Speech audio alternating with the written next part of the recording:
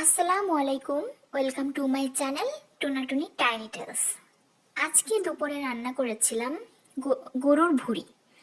বাংলাদেশ থেকে এনেছিলাম, তো সেই ভুঁড়িটা একটু প্রসেস করে এনেছিলাম, তো সেটাই আজকে ফাইনাল রান্না করব। তো এখানে প্যান গরম হলে এখানে আমি একটু পেঁয়াজ দিয়ে দিলাম কুচি কুচি করে। দেখতে পেঁয়াজগুলো অনেক বেশি লাগলেও এগুলো আসলে একদমই কমে যাবে। তো তারপরে পেঁয়াজের মধ্যে আমি একে একে তেজপাতা, দারচিনি, এলাচ এবং লবঙ্গ দিয়ে দিব। তো পেঁয়াজটা সফট হয়ে আসা পর্যন্ত বা একটু একটু হালকা ব্রাউন কালার হয়ে আসা পর্যন্ত আমি অপেক্ষা করব।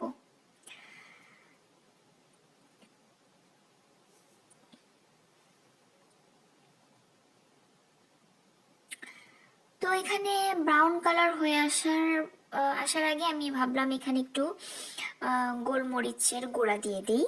তো এখানে একটু গোলমরিচের গুঁড়া দিয়ে দিলাম। তো তারপরে একটু সফট হয়ে আসছে পেঁয়াজগুলো, তো তার মধ্যে আমি এখানে আদা বাটা, তারপরে রসুন বাটা, সব বাটা মশলাগুলো আমি এখানে আগে অ্যাড করে দিচ্ছি।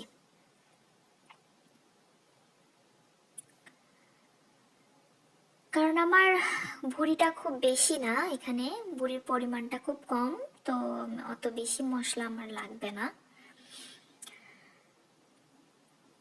তো বাটা মশলাগুলো দেওয়ার পরে একটু কিছুক্ষণ এটা ভাজা ভাজা করে নিতে হবে, তাহলে কাঁচা যেই বাটা মশলার স্মেলটা ওটা চলে যাবে।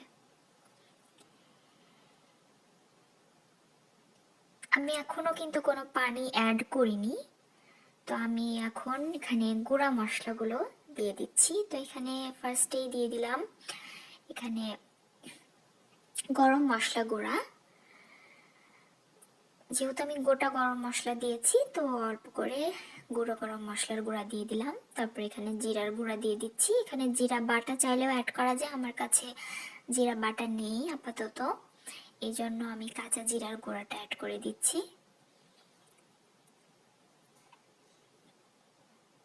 আমি কিন্তু এখনো কোনো পানি অ্যাড করিনি, এখানে চাইলে এ পর্যায়ে পানি দিয়ে দেওয়া যেতে পারে। তো এখন আমি দিয়ে দিচ্ছি এখানে শুকনো মরিচের গুঁড়া, সামান্য একটু হলুদের গুঁড়া, আর এখানে ধনিয়া গুঁড়া।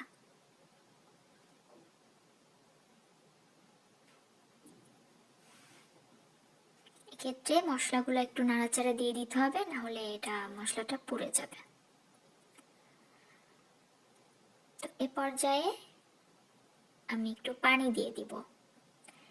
তার আগে একটু লবণ দিয়ে দিলাম, লবণের কথা আমার মনে ছিল না।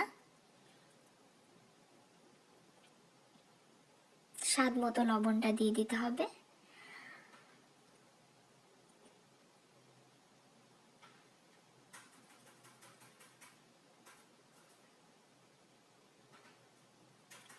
এই ক্ষেত্রে আমি একটু পানি অ্যাড করে দিচ্ছি,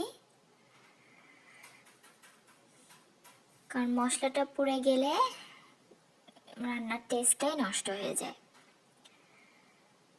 তো এই যে মশলাটা আমার সুন্দরভাবে কষিয়ে নিয়েছি, তো তেলটা উপরে উঠে আসছে, এর মধ্যে আমি এই তো আমার গরুর ভুঁড়িগুলো দিয়ে দিচ্ছি। এই গরুর ভুঁড়িটা সেদ্ধ করা প্লাস কিছুটা হালকা একটু মশলা দিয়ে এটাকে আমি প্রসেস করে নিয়ে আসছি। বাংলাদেশ থেকে আসার সময় এটা আমার শাশুড়ি দিয়ে দিয়েছিলেন। তো ভুঁড়িগুলো দিয়ে দিলাম, নাড়াচাড়া করে নিচ্ছি।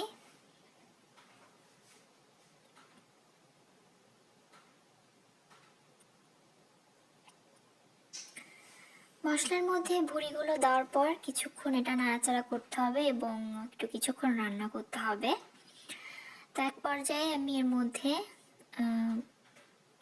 কাঁচা মরিচের ফালি দিয়ে দিব, দিয়ে আর একবার নাড়াচাড়া করব যাতে নিচে লেগে না যায়। তো আমার মনে হলো যে কষানো হয়ে গিয়েছে, যেহেতু এটা অনেকটাই প্রসেসিং করা, এত বেশিও কষানো লাগবে না। তো এবার একে একে আমি পানি দিয়ে দিচ্ছি, যতটুকু আমার পানি প্রয়োজন ততটুকু আমি পানি দিয়ে দিব।